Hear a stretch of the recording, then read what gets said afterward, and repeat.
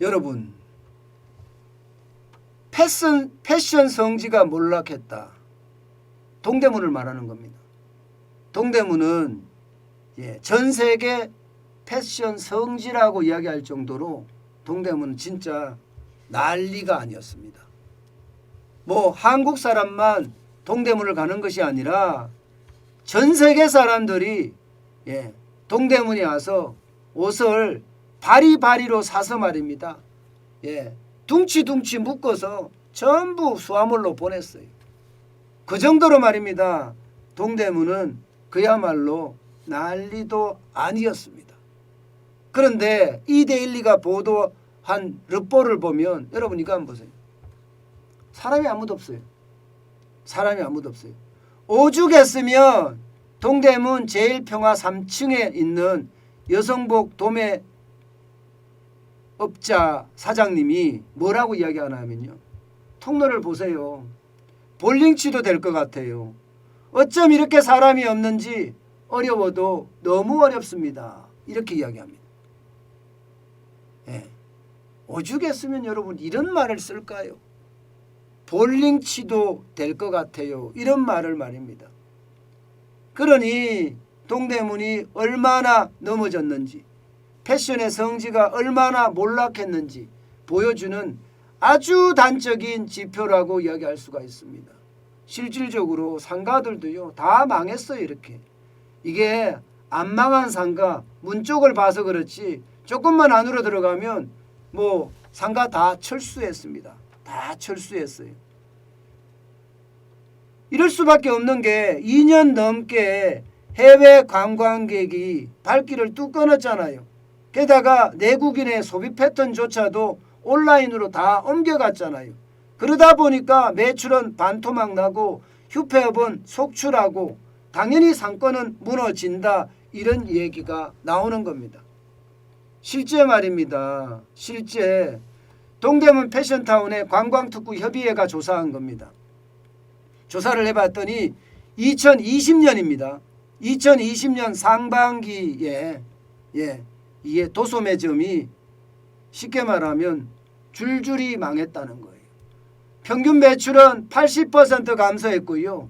지난 2년간 도소매업이 줄어드는 것만 10,000개 점포가 넘는다고 이야기할 정도로 굉장히 많은 점포가 문을 닫았다는 겁니다. 동대문 여기에는요 11개 상가가 있고요. 25,000여 개 점포가 있는 그리고 50만 명이 이 근처에 종사를 하고 있는 그런 곳이기는 하지만 상황은 점점 열악화되고 있다는 거잖아요. 점점 열악화되고 있다는 거죠. 그만큼 상황이 어렵다는 거예요. 여러분 제일평화시장 이런 데 가보면요. 한산하다 못해 적막감이 느껴진다. 이렇게 이야기할 정도입니다. 한산하다 못해 적막감이. 지난 2년간 상가의 활력은 완전히 잃었고요. 손님들의 어떤 발길은 뚝 하고 끊쳤다고 합니다. 오죽했으면 여러분 어떡하든 이렇게 망한 상태에서도 고객에게 티셔츠 하나라도 더 팔려고 애쓰는 모습 진짜 눈물겹습니다. 오히려 말입니다. 그렇게 애쓰는 상인들을 보면 손님이 더 안타깝다 이렇게 이야기할 정도로 심각하다고 이야기합니다. 이게 말입니다. 공실률도 지금 점점 늘어가고 있거든요. 공실률이 말입니다. 지난해 기준으로 봤을 때 1분기에서 4분기까지 평균 공실률이 11.9%예요. 11.9%. 그 당시 서울 전체는 9.5%거든요. 그러면 평균 대비해서 2.4%포인트가 높다는 이야기잖아요. 2019년 2분기부터 시작해서 사실 어려웠어요. 2019년 2분기 최저임금 올라가고 문재인 정부가 주 52시간제 도입하고 다시 말해서 소득주도 성장인지 그냥 쓰겠습니다. 나발인지 그걸 추진하면서 말입니다. 꾸준히 이 공실률은 올라갔어요. 2019년 2분기에 6.7%였거든요. 이게 11.9%까지 올라갔으니 얼마나 많이 올라갔는지 여러분들도 짐작이 되시죠. 그만큼 말입니다.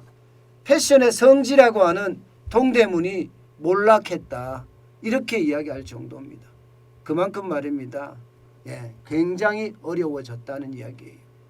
저는요, 동대문 여러분들은 많이 가보셨죠? 저도 마찬가지예요. 저는 주로 매일경제 제가 다닐 때 MBN 다니는 시절에 새벽에 문을 여는 곳이 동대문 쪽은 새벽에 문을 계속 엽니다. 그리고 말입니다. 동대문이나 남대문 쪽에 가면 예, 우리가 당직을 설 때나 아침에 이제 당직 서고 새벽에 퇴근할 때 야, 그 오뎅국 한 사발에 소주 한 잔 먹는 게 참 좋거든요.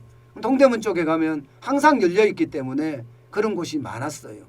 그래서 자주 갔다 가는 김에 옷도 하나 사고 이런 경우가 참 많았거든요. 요즘은요, 그런 분위기조차도 없다고 하네요. 그런 분위기조차도.